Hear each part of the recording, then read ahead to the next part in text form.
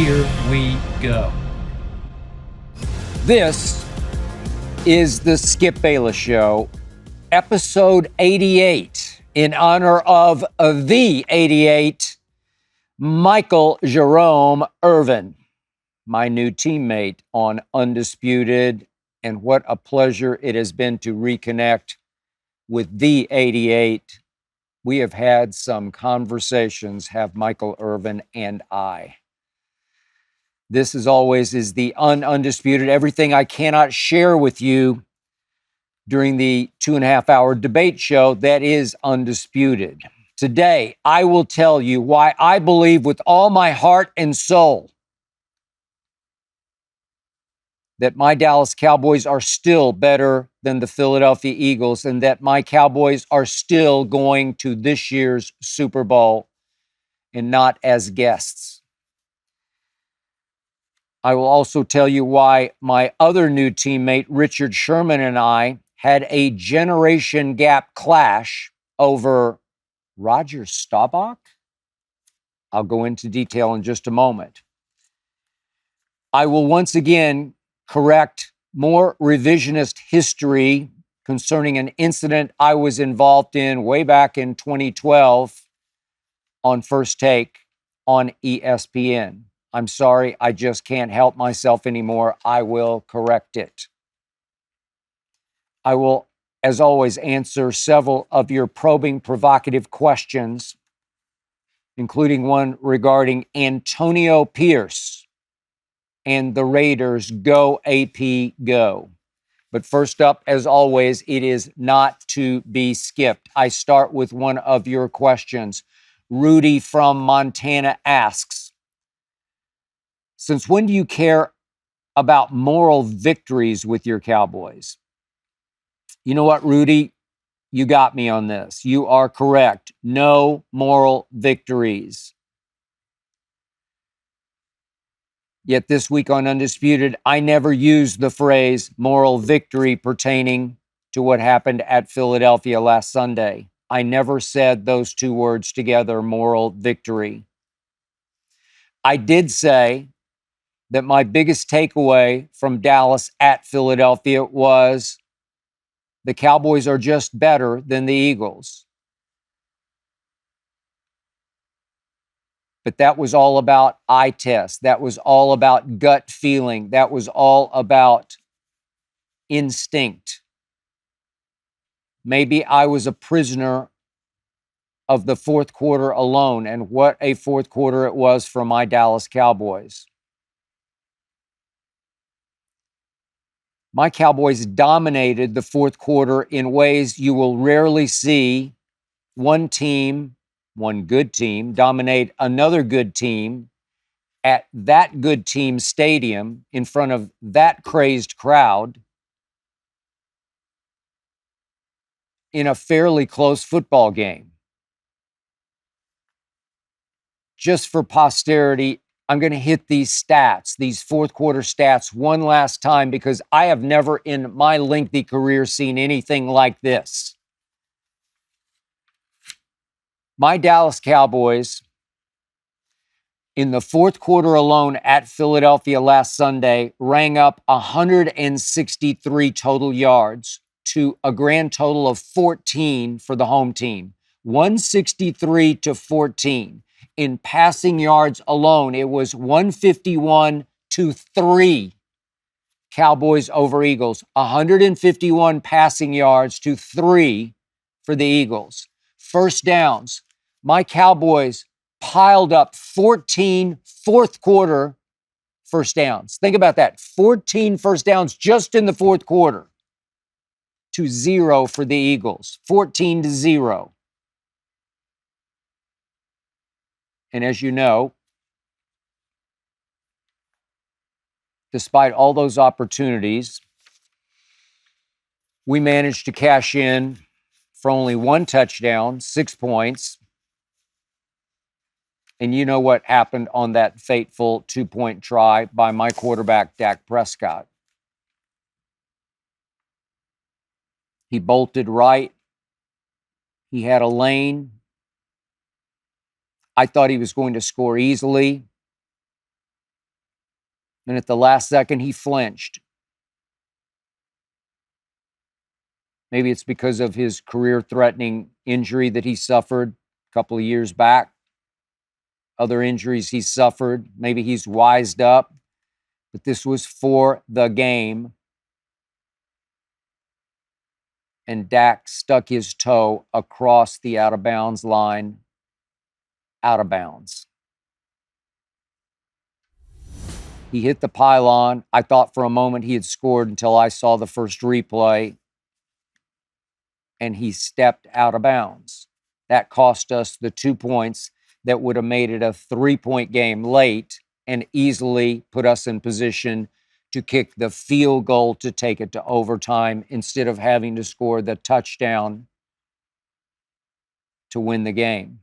But I'm going to say this again, and I said it again and again and again and again and again and again and again on Undisputed. The Eagles' defense is gettable. It is torchable. It is beatable. Up and down the field we went against the Eagles' defense. We'd done it last year on Undisputed. Keyshawn Johnson always says, ancient history. No, it's not ancient. It was just last Christmas Eve. This one at Jerry World. We hung 40 points on the Eagles' defense. Yeah, Keyshawn says, but they had clinched. Well, sort of, but still a lot of pride on the line. It's a division clash. 40 points. I know Jalen Hurts did not play for the Eagles, but he does not play safety. Gardner Minshew started for the Eagles, and he's pretty good. He's pretty good as we speak. He actually did some things to the Dallas defense that shook me. Just as Jalen did some things to the Dallas defense the other night that shook me. But Dak did hang 40 on the Eagles last year, and he was in position to hang 30 on them at Philadelphia this year, if not 32, if not, for that matter, 39, again and again and again in the fourth quarter. By the way, this is my stat sheet that I scribbled and cobbled together off this classic matchup at Philly. For those watching, I don't know if you can see this, but this is my all-timer. I think I'll keep this for posterity. I have scribbled this poor sheet of paper to death with notes about what happened and didn't happen in this game. Remember, there were 3 fumbles committed by the Eagles that the Eagles recovered. 3 times the ball hit the turf loose and fortuitously, luckily, bounced right back to Eagles all 3 times. So I've always said we'll go as far as the defense takes us this year. We take the ball away. That's what we do the best. And we took it away none. Recovery, and one more recovery late in the game after they blew up a play in which DeAndre Swift ran straight into A.J. Brown and fumbled. And a rookie backup tackle from Alabama luckily fell on said fumble. Call after call after call went against the Cowboys. But even so, even still, I'm looking at all these numbers, and I'm looking at fourth quarter alone. We go 71 yards and 13 plays all the way to 4th and goal at the 1. Why do we throw it to the rookie tight end from Michigan instead of to CD, or toss it to Tony Pollard? Or at least throw it to the more veteran tight end, Jake Ferguson. I know everybody is focused on the fact that Brandon Cooks ran the same little slant on the opposite side and was wide open. Play was called for Luke Schoonmaker out of Michigan. I don't get it. He caught it. He just couldn't get his knee down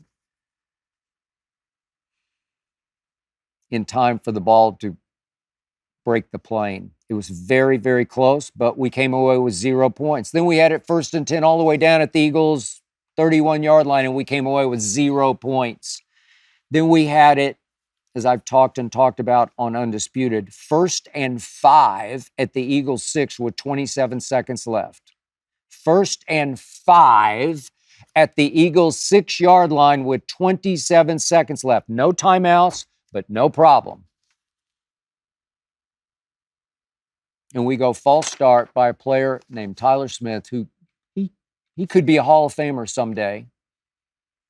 Drafted out of Tulsa, first-round pick by the Cowboys, in spite of the fact that he led all of college football his final year at Tulsa in penalties. Most of those were of the personal foul variety, some holdings. I don't know how many false starts were included, but he's a mistake maker. He's also a block maker. He is really good. But it was predictable he would be the one to false start on 1st and 5 from the 6. And all of a sudden, you're back to 1st and 10 from the 11. And Dak drops back and gets sacked. Maybe that was his right tackle's fault, Terrence Steele's fault. He got beaten once again by Hassan Reddick. But it's to the eye side, it's not the blind side. Dak just has to eat it and get rid of the football. I mean, just swallow the play, forget the play, live to fight another play. You can't take an 11-yard sack there. You just can't. You've still got time. If you see it flash on your eyesight, you just throw the ball away. Throw it into the third row. Just get rid of the football. Don't worry about it. You've still got time. You still got downs.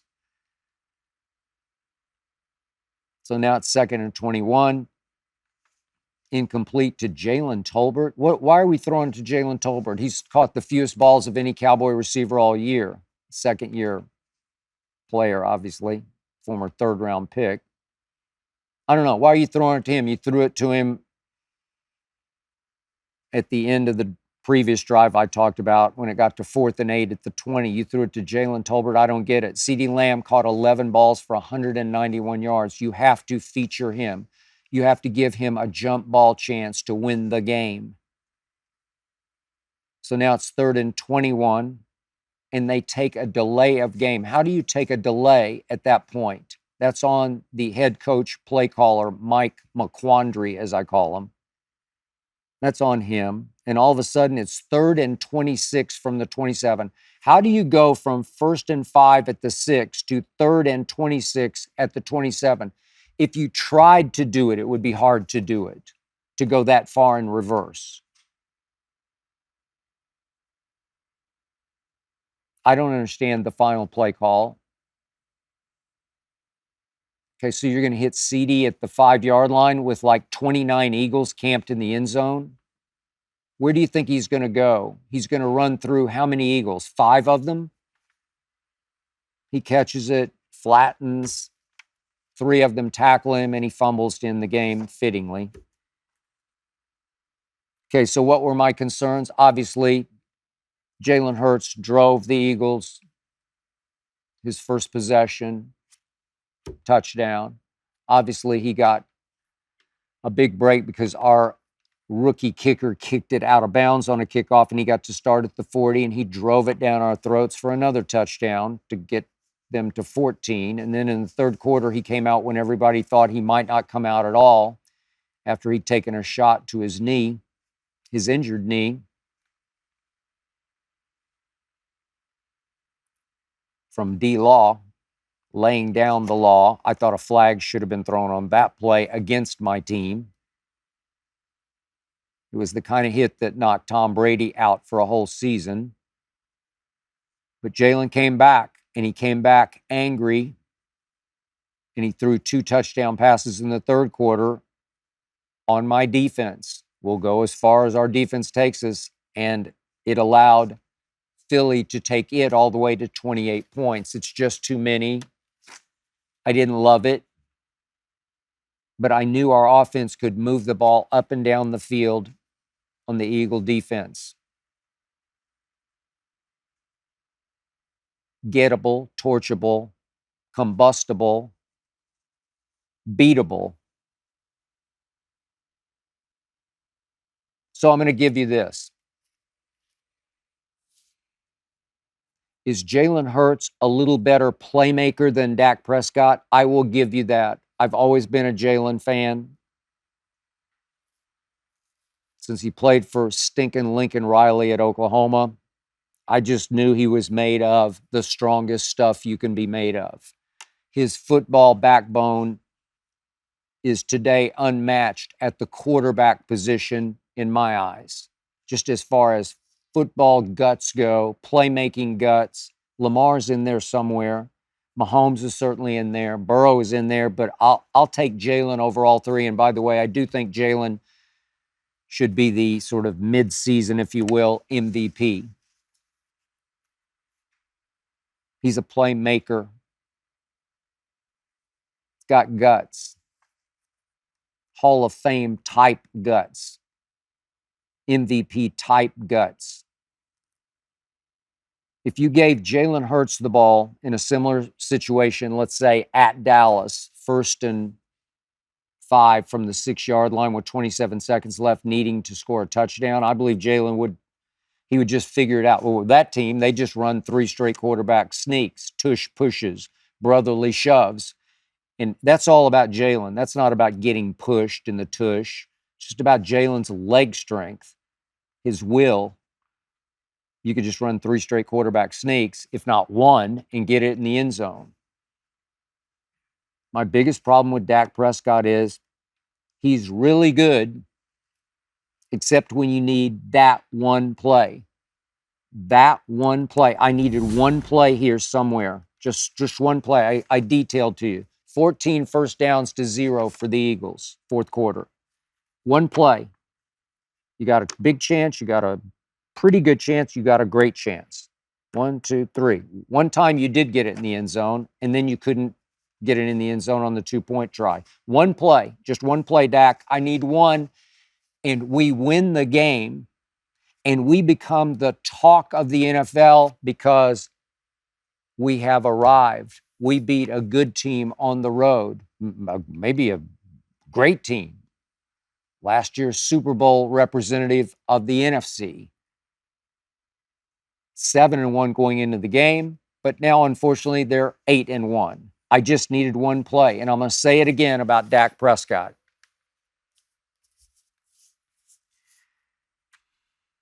I'm grading him unfairly because I'm a spoiled, rotten Dallas Cowboy fan since I was 10 years old. I experienced Dandy Don Meredith. He was really good. They were sort of next year's champion through those years, but they were really good. They kept getting to the edge of championships and couldn't quite get over that last hump. He's really good. And then Roger Staubach took them home. 4 Super Bowls he played in, lost 2 to very possibly the greatest teams ever, the Steel Curtain Steeler teams. But he won 2 Super Bowls, did Roger Staubach. He changed life in Dallas. To me, he was the greatest Cowboy quarterback, even greater than Troy Aikman was. But you see, spoiled, spoiled, spoiled. Dandy Don, Roger the Dodger, and Troy. Whew. So I want Dak to live up. This is America's team. These are the Dallas freaking Cowboys, the most valuable team on the planet. My quarterback has to live up to that, or I don't want him anymore. I told you I'm done with him as being the reason to get us home, to get us back to even an NFC championship game. I need the defense to lift him up that last notch, lift him up onto that pedestal occupied by those 3 before him. Do I trust him in these moments? I can't. Do I trust him to throw a party in the 4th quarter in Philadelphia? I do.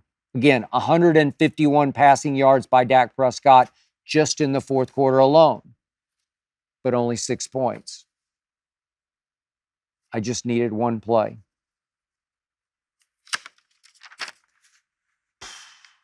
But the point is, to answer your question, Rudy from Montana, I didn't need a moral victory. I didn't sell it on Undisputed as a moral victory. We're just better than Philadelphia, but we weren't Sunday. We did everything but win on Sunday at Philadelphia, but we didn't win. We're 5-3, they're 8-1. But I can't wait for December 10th at Dallas.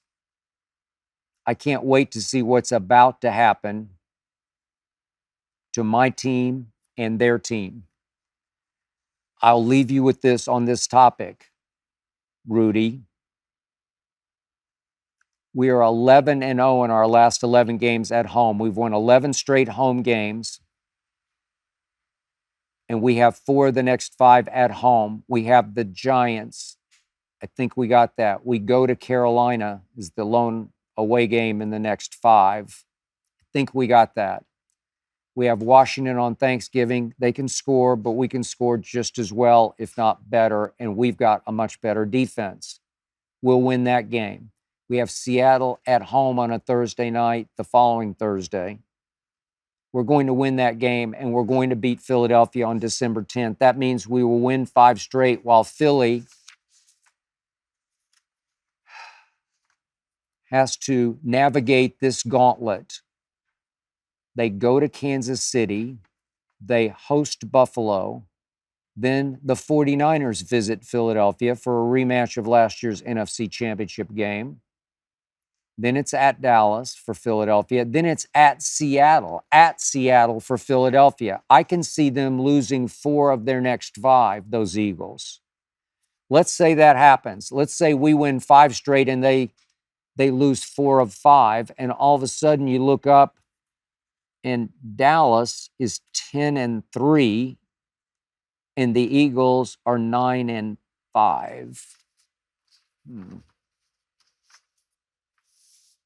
I don't need any moral victories.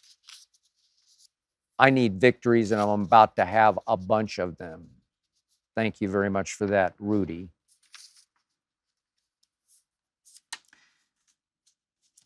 Suffer me this. The other day on Undisputed, I was going back and forth with Richard Sherman about something. I believe it was about Dak. I think it was the very issue I just brought up to you about Dak that I was talking to Richard about. And I did mention Roger Staubach as the all-time greatest Cowboy quarterback. And one thing led to another. And Richard suggested live on air on national TV that those old quarterbacks like Roger Staubach are overrated, that in today's NFL, they couldn't live up to what the current quarterbacks are doing, the numbers they're putting up. And I finally had to stop Richard cold and say, wait, are you saying that Roger Staubach was a fraudulent Hall of Famer? My man Keyshawn Johnson did have my back on this one. He usually does not. He usually sides with Richard.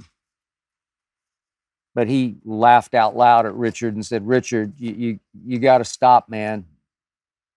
You're about to take it right over the cliff.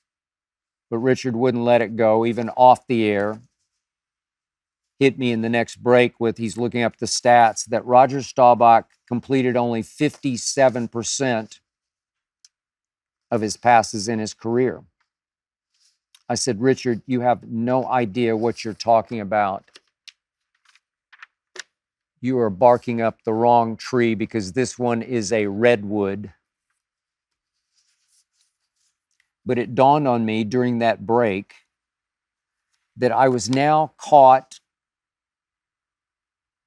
in a classic generational debate, a classic continental divide of a generation gap. It's the same one that operates every time we do Jordan versus LeBron. Remember, Richard Sherman's only 35 years of age. He's still all about Mahomes, way over Roger Staubach. He's even about Mahomes eventually over Thomas Edward Patrick Brady Jr.,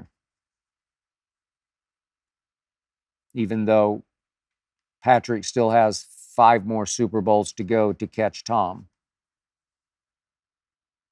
By the way, just to demonstrate that I'm not playing grumpy old man here, I'm not just being prisoner of my generation. I'll take Tom Brady over Roger Staubach any day or night. And I love Roger Staubach, but I love Brady more because he was better than Roger, and Roger was all-time great. I can make a case Roger was a top 5 all-time quarterback. I'll also mention that when I was a kid growing up in Oklahoma City, my favorite baseball player was Mickey Mantle. My favorite pitcher was Bob Gibson because I was a big St. Louis Cardinal fan. I was not a Yankee fan, but Mickey Mantle was from my state of Oklahoma. He's from Commerce, Oklahoma, way up in the sort of northeast portion of the state. I later became good friends with Mickey Mantle. Was I ever blessed? But the point was, even though I never saw Babe Ruth play, I studied the stats when I was a little kid. I read at least 2 biographies of Babe Ruth. I absorbed his greatness from a distance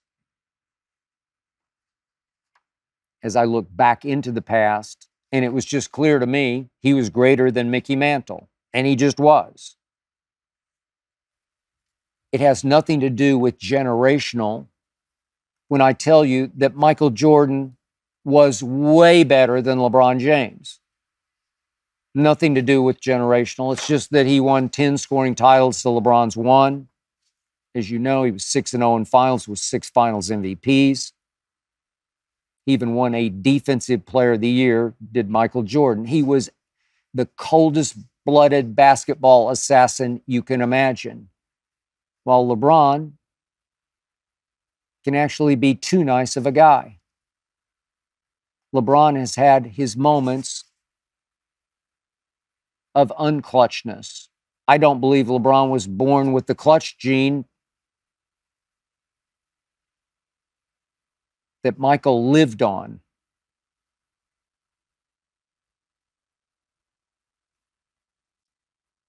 I'm sorry, all this business about LeBron again and again makes the right play, quote unquote, at the end of games. I'm not going to give him a pass for making those passes.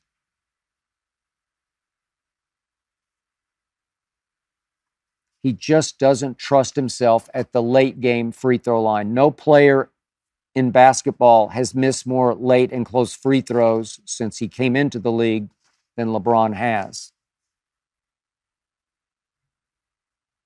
I don't think he trusts himself in the clutch from 3 or the free throw line. He'll pull up from 3 occasionally just to avoid the free throw line, but usually he's just going to try to create a situation that will allow him to make the quote unquote right basketball play to let him off the hook.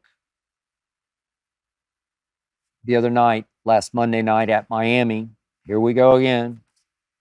Always seems to come down to LeBron with the ball in his hands, down 1, 108, 107. At least he didn't pull up and take a 3. He only needed a point to tie. And he drove right. He drove it almost to the baseline.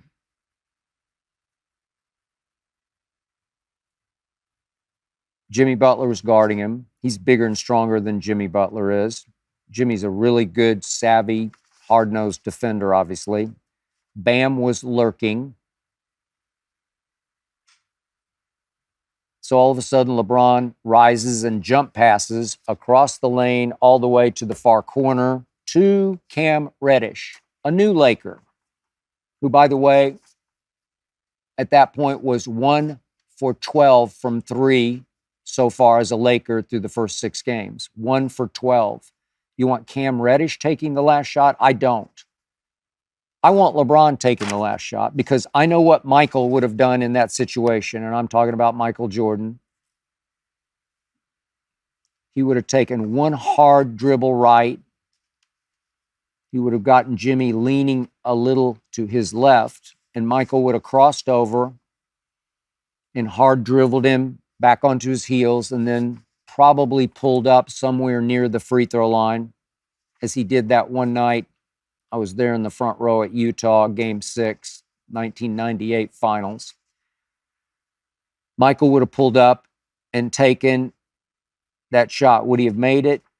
I don't know. He missed some, but he made a whole lot more. I would have liked my chances with Michael shooting that shot because he was going to shoot that shot whether you liked it or not, whether his teammates liked it or not. I know there were finals games when he let Paxton shoot one and then he called a play for Steve Kerr in the huddle, kicked it to Kerr for the last second shot. But he called that one. He did not call this Cam Reddish play. That just happened.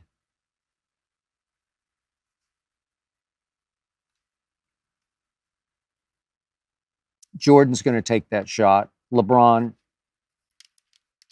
for the most part, is going to run from that shot. So quickly back to Roger Staubach. He had the strongest winners intangibles of any player I've ever been around this side of Michael Jeffrey Jordan.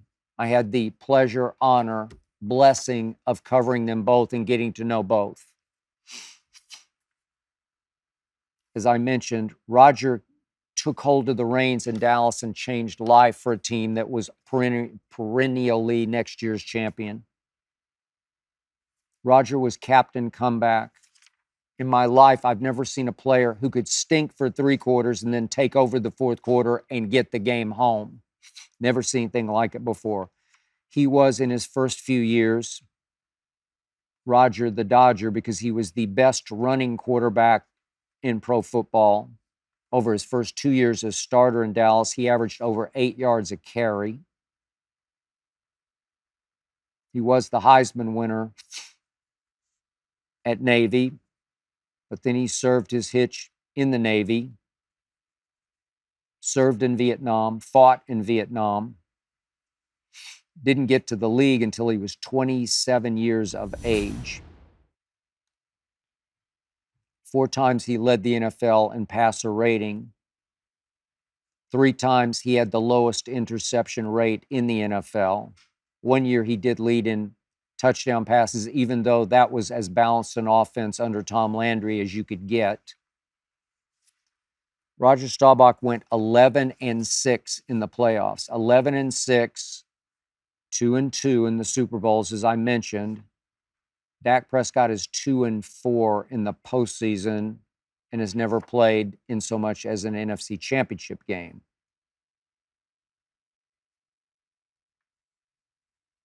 Roger Staubach created the Hail Mary. December 28th, 1975, he threw it to another great 88, who was as clutch as they come, Drew Pearson, undrafted out of Tulsa. And after the game, Roger said, "I closed my eyes and said a Hail Mary." And that pass to Drew, he got away with a little push-off, a la Jordan in Game 6 at Utah in 1998. Got away with a little push-off, but that pass and touchdown became known as the Hail Mary, and subsequently, as we know, any desperation pass at the end of games, it's called a Hail Mary. That's all because of Roger Staubach.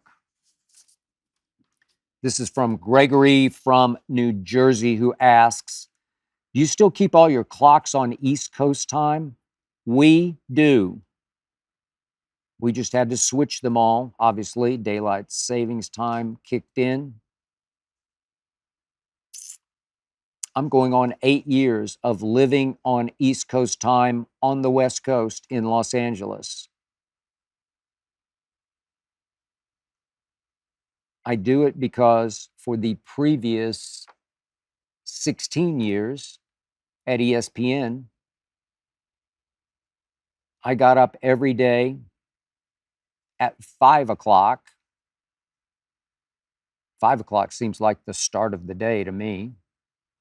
Here, I get up at 2 a.m.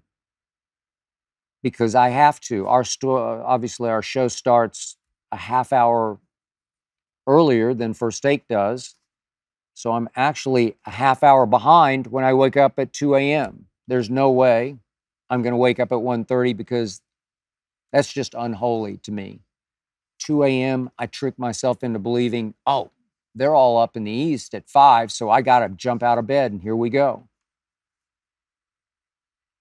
I'm just here to tell you that even though I'm going on 8 years, your body never, ever gets used to getting up at 2 o'clock in the morning. Ever, ever. Not ever, ever. In fact, if anything, it gets a little worse by the week. It wears on me. I hate it. For much of my career as a newspaper columnist, I was a night owl.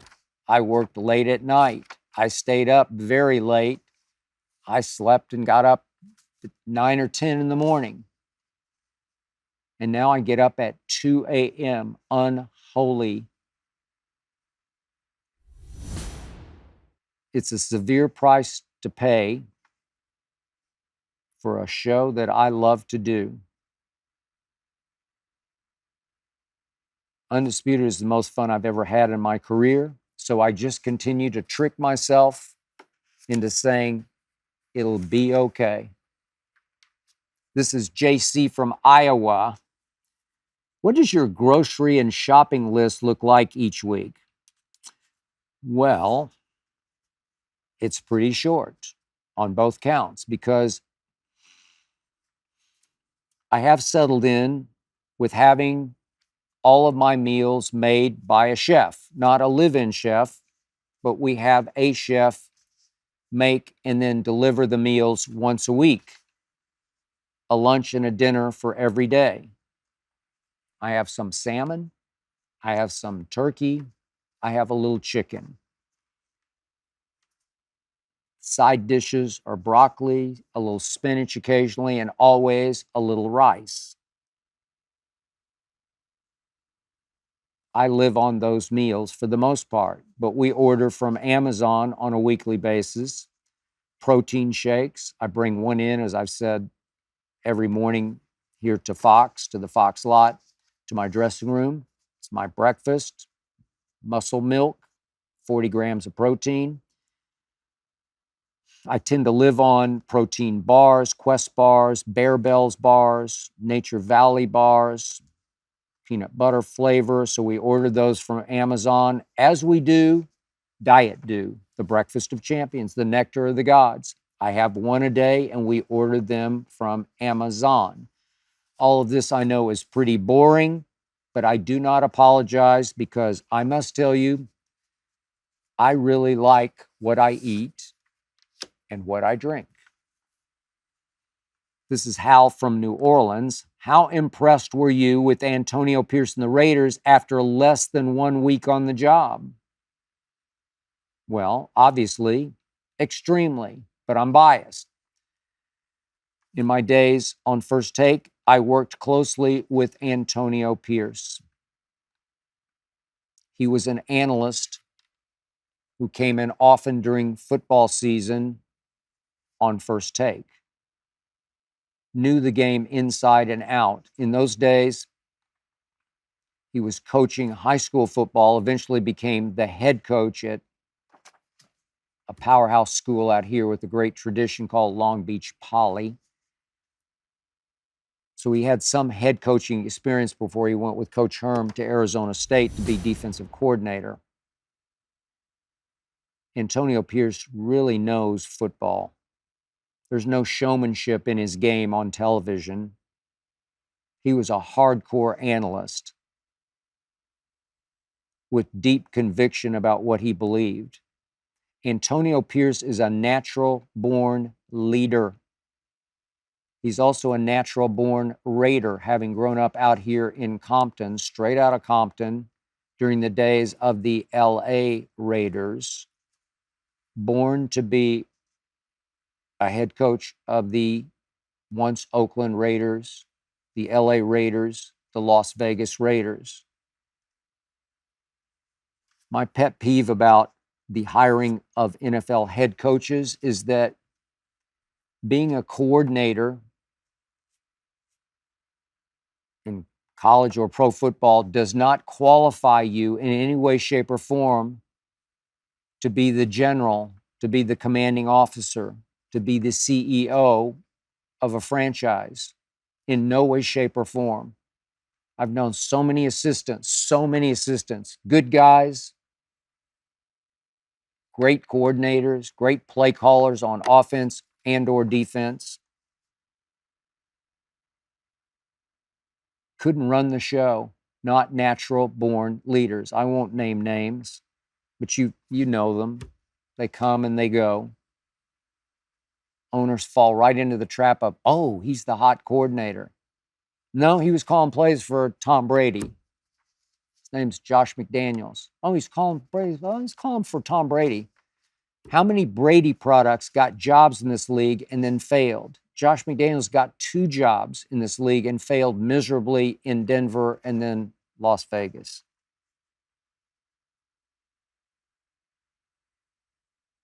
Look, you got to let this play out. I was a little taken aback that the Raiders were smoking victory cigars after their win the other day.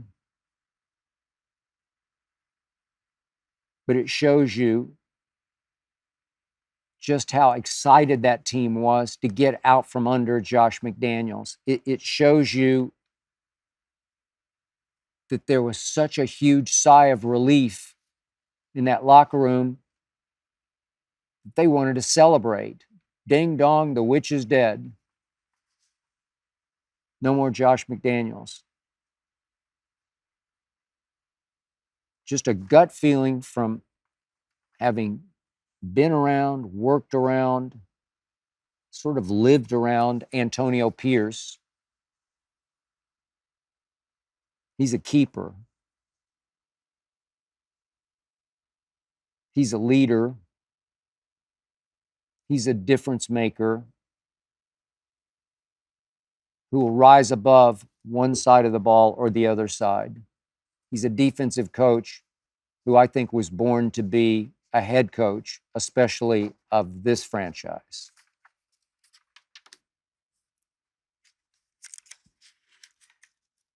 So I promised myself years ago I wouldn't respond to these things, and I kept letting them slide, shrugging, going on about my business. And lately, maybe thanks to doing this show, I finally said, no more. If it's wrong, say it's wrong. Don't shrug it off. Don't let it slide. So I'm reading a story the other day that my wife Ernestine sent to me just because she wanted me to know. She gets all these Google alerts, and mostly I don't hear about these things, but she said no, because she knows Jay Crawford, with whom I worked at ESPN for 8 years. She loves Jay. I love Jay. Jay did a podcast with Awful Announcing. They wrote a story about said podcast.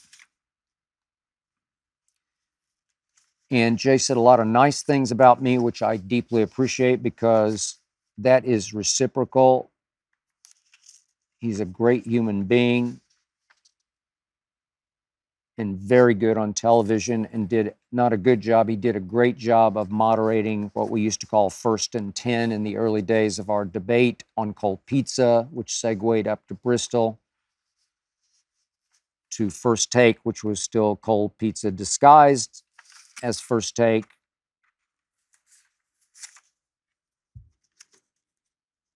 And Jay goes into an incident that occurred. It involved my high school basketball career. You might remember this.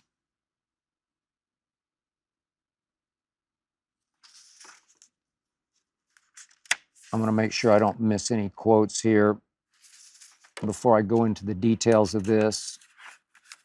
But it involved my old friend Jalen Rose. And Jay Crawford does conclude that First Take in those days, this is 2012, Jay says, the show was taken to heights we had never reached, and Skip was the guy who took us there. And I appreciate that very deeply from Jay Crawford. And yet, Jay says that because of this incident, that I wanted Jalen Rose banned from First Take, which is not remotely true. I'll get to that in just a moment. But Jay does finally conclude in this article that I read, the Skip Bayless you see on TV is completely different than the Skip Bayless you see in real life. Quiet, kind, thoughtful, considerate, a good guy, a really good guy. I thank you for that, Jay. I don't think I'm different at all. Maybe we just didn't know each other that well. But trust me on this, the Skip you see on TV, I don't like to go third person on myself, but the guy you see on TV is very real. It's very me. Maybe I don't show it off camera as much outside my home, but trust me, my wife would tell you, oh, that guy on TV he's the real deal. That's him. So, quick backstory. Again, allow me this, suffer me this. What came into question was my high school basketball career. Nobody cares about my high school basketball career except for these circumstances as to why it came up. So quickly remember my background. I was the oldest of 3 children in a broken home. 2 alcoholic parents, father never around. Father had zero use for sports. Nobody in my family had any use for sports. Yet right away, for reasons I can't explain, I found that I was really good at sports. Number 1, especially good at baseball, but number 2, also at basketball, which weirdly was my first love, and I don't know exactly why. I just loved playing basketball more than I did baseball, even though I was much better at baseball and did much better in high school at baseball. I lettered in baseball when I was a sophomore at Northwest Classen High School, biggest high school in the state of Oklahoma. It's hard to letter when you're a sophomore there, just hard.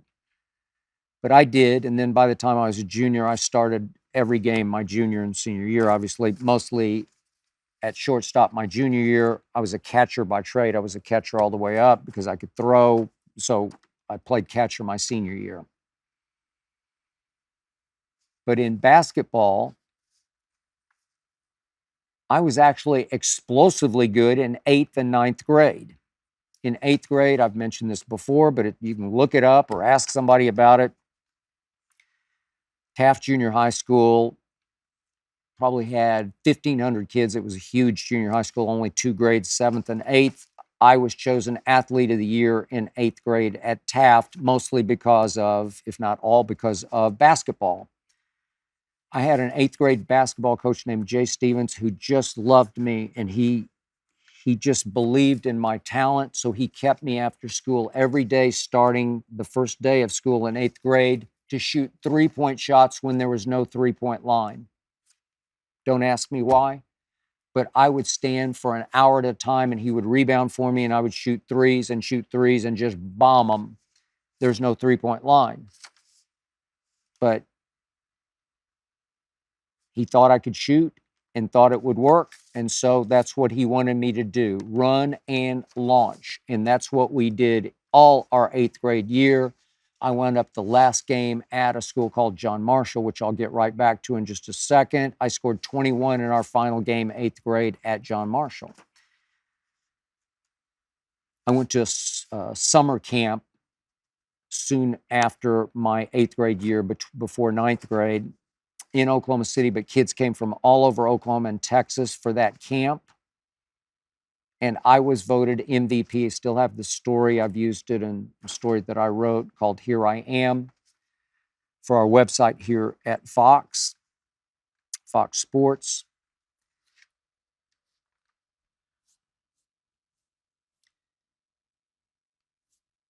And then it happened. I was still pretty good in ninth grade. In fact, we had an AAU team independent of school. I think I was the leading scorer, but we had some really good kids. All of them played Division I basketball or football. We did make it to the state finals and we lost, but then came 10th grade, and then came a legendary coach at my high school, Northwest Classen. By the way, my 10th grade year, they won another state championship, so he had two. His name was Don Van Poel. I don't know why, but he just did not like me.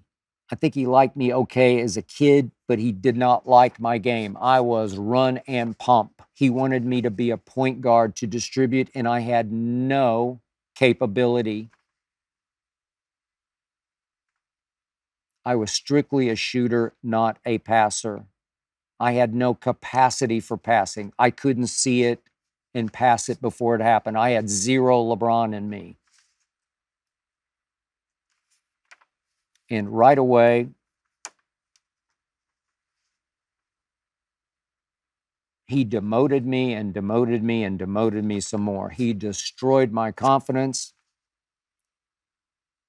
Yet I didn't even think twice about it, because those are the days when whatever the coach said,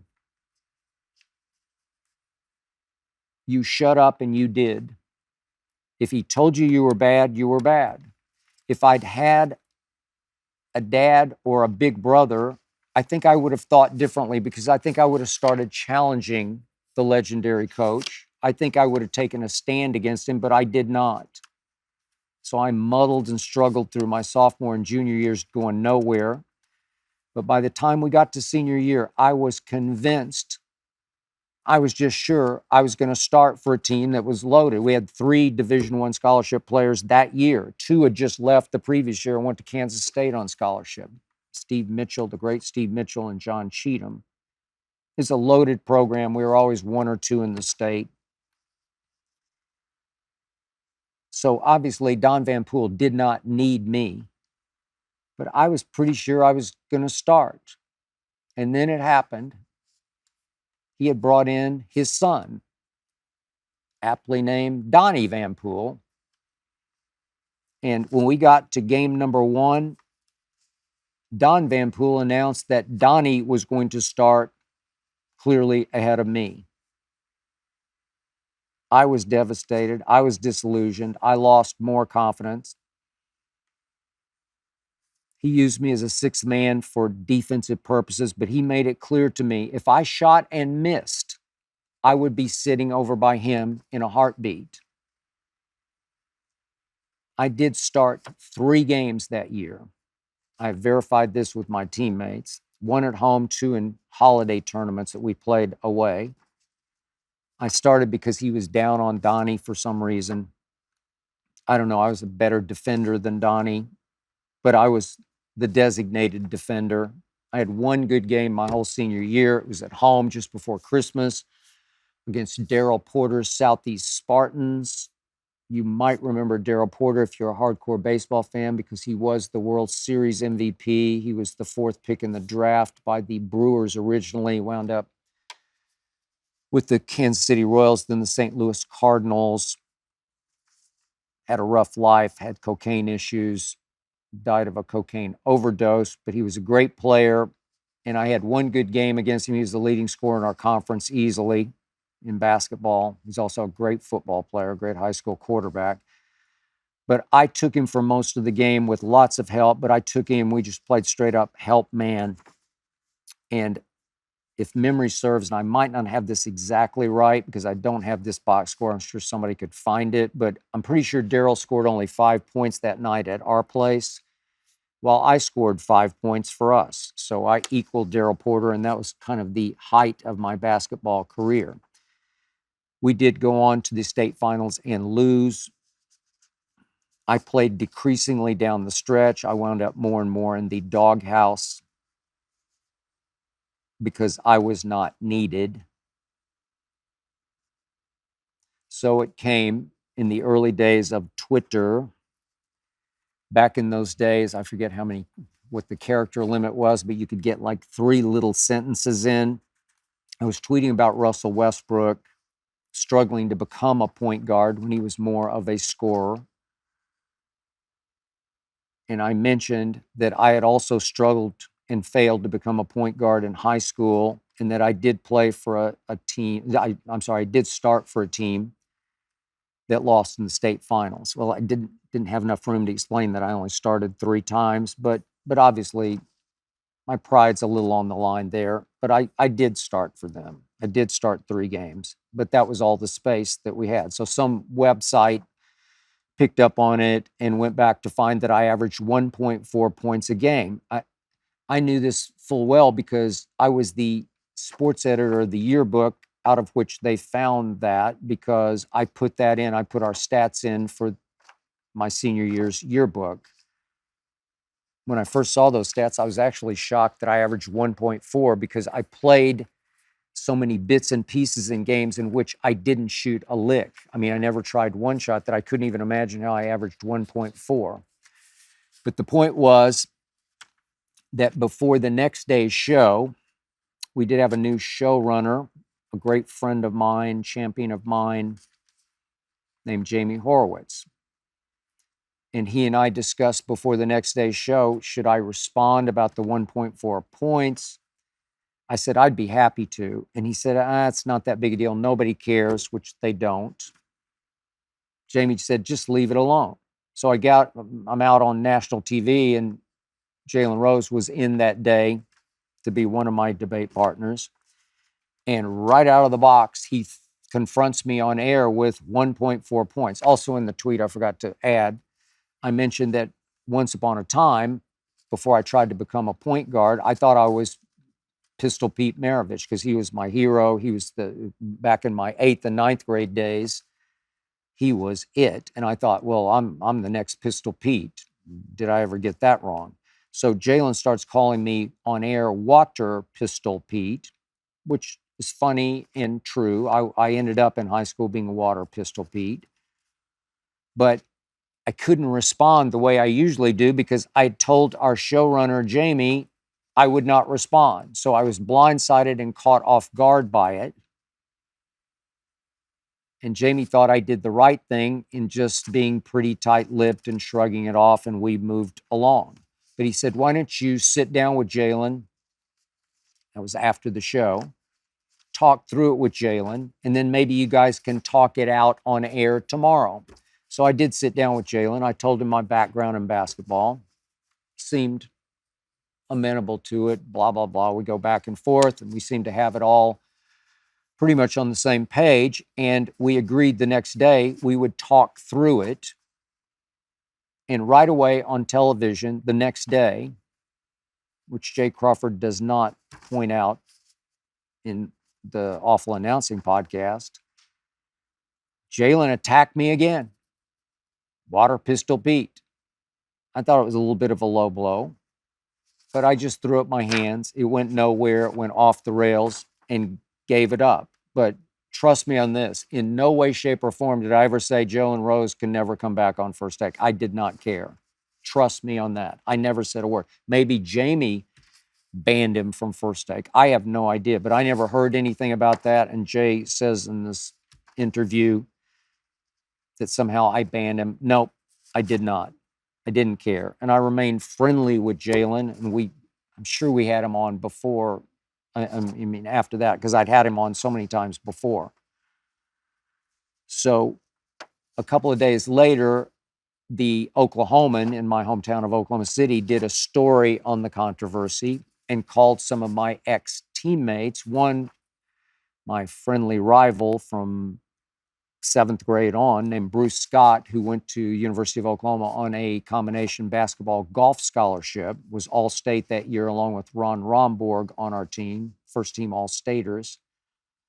But Bruce spoke to the Oklahoman and said, and I quote, that if I had transferred my senior year to a rival of ours, John Marshall, I would have averaged 18 points a game. And I'm sure I would have, because in those days, the scores were usually in the 50s, maybe 60, but usually 50-ish. Could I have averaged 18 a game at John Marshall? Sure. I would have been the best player on that team for sure. When we played Northwest Classen, the school I was at, if I'd gone to John Marshall, we would have gotten blown out by at least 20, if not 30 or 40. But I would have gotten my 18. So I did appreciate Bruce Scott just telling the truth that I was certainly good enough to average 18 for a school in our conference.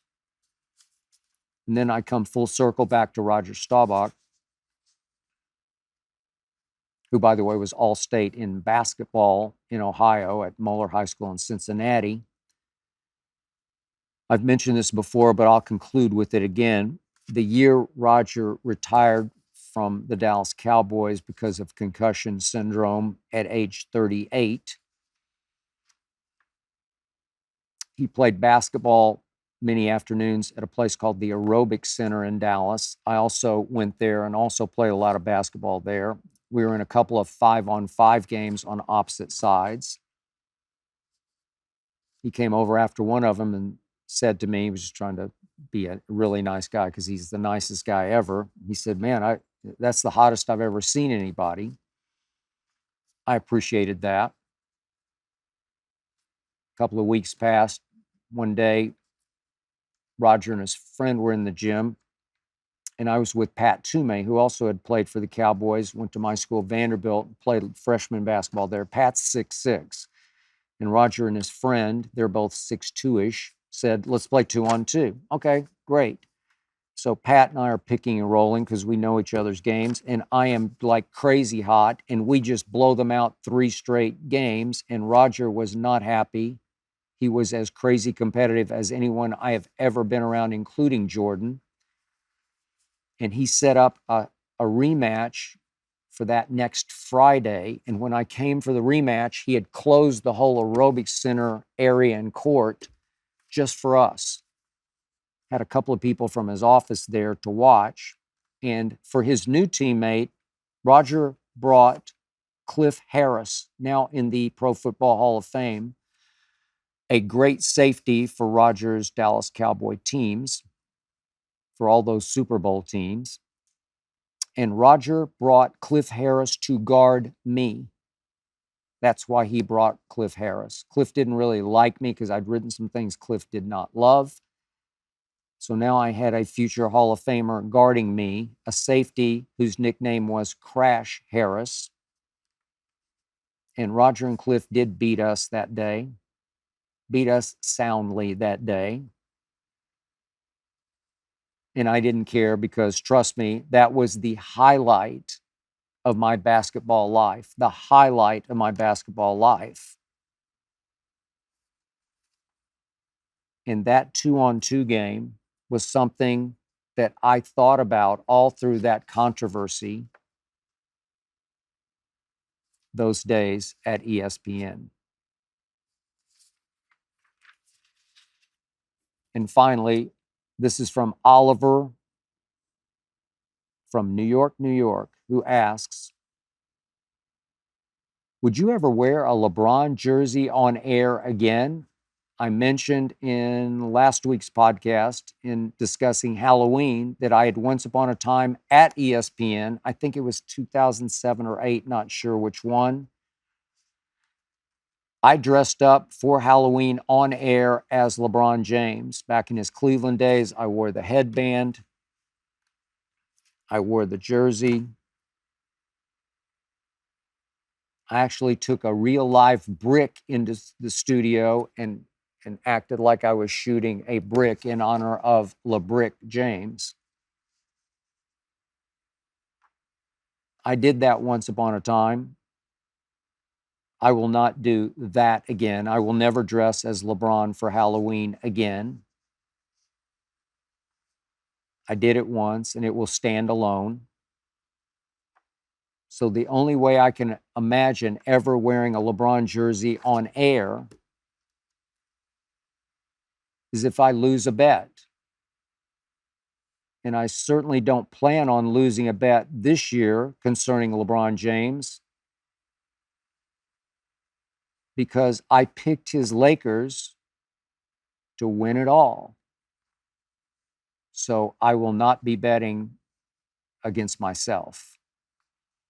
That's it for episode 88. Thank you for listening and or watching. Thanks to Jonathan Berger and his All-Pro team for making this show go. Thanks to Tyler Korn for producing. Please remember, Undisputed, every weekday, 9:30 to noon Eastern Time, the Skip Bayless Show, every week.